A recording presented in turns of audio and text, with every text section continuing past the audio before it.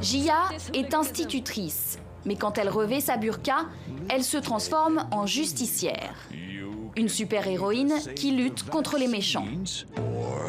Et ses ennemis sont nombreux, ils sont islamistes radicaux ou comme dans cet épisode, ceux qui volent les vaccins contre la polio.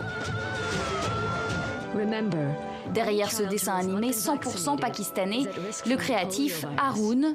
Pour cet auteur engagé, il était évident de parler de la poliomyélite dans un pays où plus de 350 000 enfants ne sont toujours pas immunisés.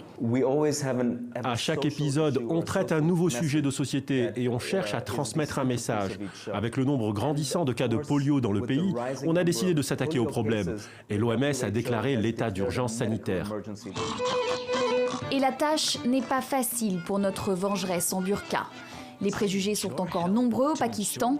Les habitants se méfient, notamment depuis qu'une fausse campagne de vaccination contre l'hépatite avait été organisée par la CIA pour traquer Ben Laden. Pour les talibans, condamner le vaccin contre la polio est devenu une arme politique. Alors, vous êtes celui qui allait inoculer la polio chez nous?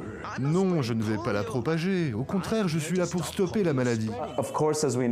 Au Pakistan, le travail des infirmiers et médecins qui viennent vacciner les gens est très difficile. Certains ont été enlevés, menacés et même tués. Ils sont très courageux. Ils sont en première ligne et c'est ce qu'on voulait montrer dans la série. Miss Burqa n'a pas fini d'être en guerre contre la maladie. Reste à voir si ses super pouvoirs parviendront à convaincre les Pakistanais.